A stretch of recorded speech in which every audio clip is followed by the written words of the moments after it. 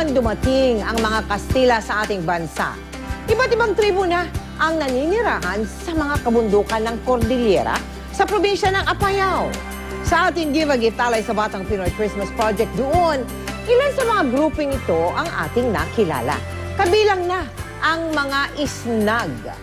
Lumipas man ang panahon, buhay pa rin ang kanilang kultura. Apayao. Sa mga kabundukan ito nakakubli ang iba't ibang tribo, kultura at kwento. Sa bayan ng Kalanasan, sa mga katutubong sayaw, binubuhay ng mga kabataang isnag ang kanilang kultura.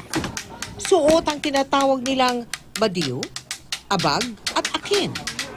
Ganoon din ang mga kabataan mula sa Kabugaw, ang kabisera ng probinsya.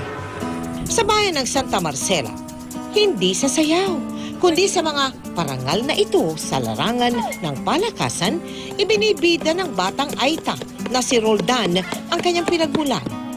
Bawat pagtakbo, bawat panalo, alay niya sa kanyang tribo. Very proud yung mga IPs. Sumali siya sa zonal meet at siya yung nanalo.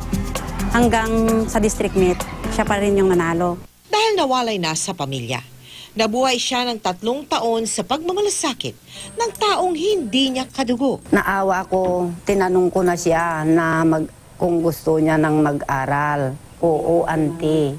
At sa ating pamamahagi ng mga regalong handog sa mga batang ikinubli ng mga kabundukan, mahigit 2,000 bata ang nahandugan mula sa 5 bayan.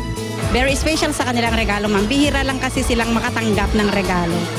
Samantala, para makalikom ng karagdagang pondo para sa iba't ibang proyekto ng GMA Kapuso Foundation, muling nagbukas ang Tom and Carla Celebrity Ukay-Ukay Project ngayong araw hanggang Linggo. See you there, mga kapuso!